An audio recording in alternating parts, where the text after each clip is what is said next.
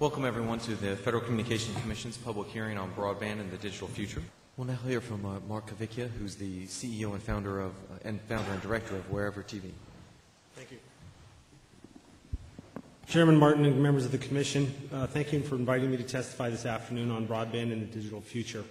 It is a subject and debate the outcome of which will greatly influence the direction and growth of my company and many other companies like mine over the coming months and years. My name is Mark Cavicchia, and I'm the founder and CEO of WhereverTV, a Pittsburgh-based pioneer in delivering live feeds of international television channels available on the Internet directly to TV sets without the need for a personal computer or a centralized broadcast facility.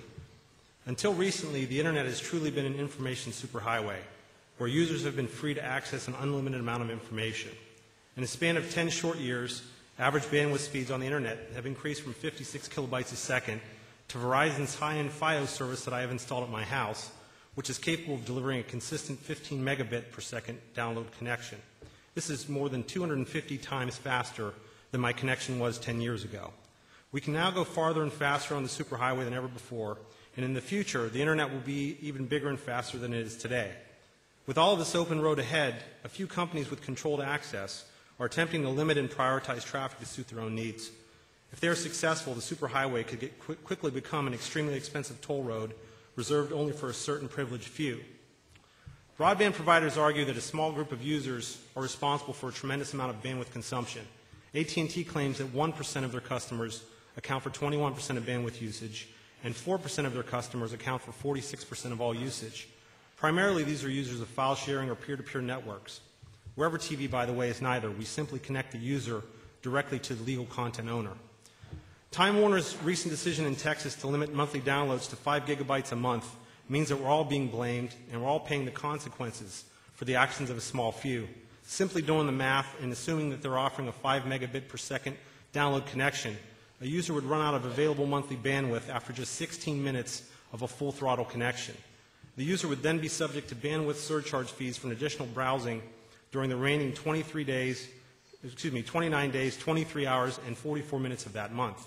As a point of reference, 5 gigabytes is about the size of one high-definition movie file. What Time Warner is essentially saying is you can only download one movie per month over the Internet, and when you do, you have already exceeded your monthly bandwidth allowance. This unreasonable limitation is more than unfair to consumers. It's ludicrous. The WhereverTV service depends on a constant, reliable connection to the Internet at a fraction of the available download speeds promised by broadband providers. Today, a typical live television feed ranges anywhere from 300 to 700 kilobytes a second. Considering the average household watches approximately 8 hours of TV per day, I'm not one of them, but this much Internet TV would equate to 8.6 gigabytes per day or 260 gigabytes per month. Remember my Fios connection?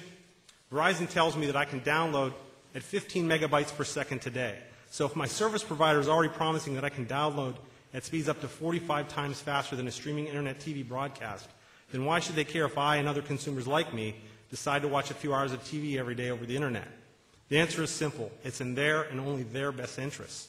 For the first time since the creation of cable television in the 1960s, consumers can decide what to watch and when to watch it without having to rely on a cable company to first route a television signal through its centralized broadcast facility. More and more, content owners are broadcasting directly over the Internet, which reduces bandwidth inefficiencies associated with first routing this content through a centralized broadcast facility. In 2008, most large cable providers are already broadband providers, and broadband providers like Verizon and AT&T are now becoming cable TV providers. The lines are not just becoming blurred, they're being obliterated.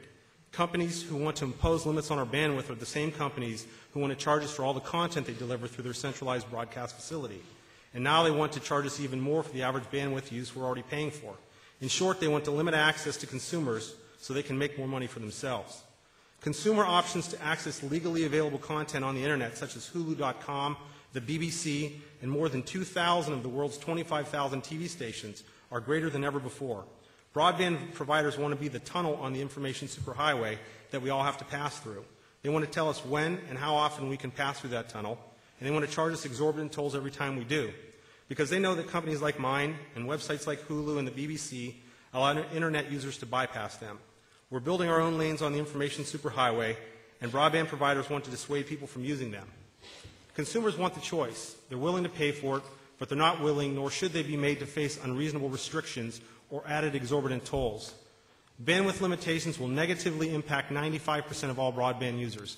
Consumers like you and me and everyone in this room who don't download and share gigabytes worth of illegal movies and TV shows and who don't abuse the system. We'll be the ones made to pay and suffer for the excesses of a precious few. The solution is not to limit internet usage for everyone so that broadband providers and their competing content services benefit. It's to go after the incredibly small number of people who are abusing their access privileges. Thank you.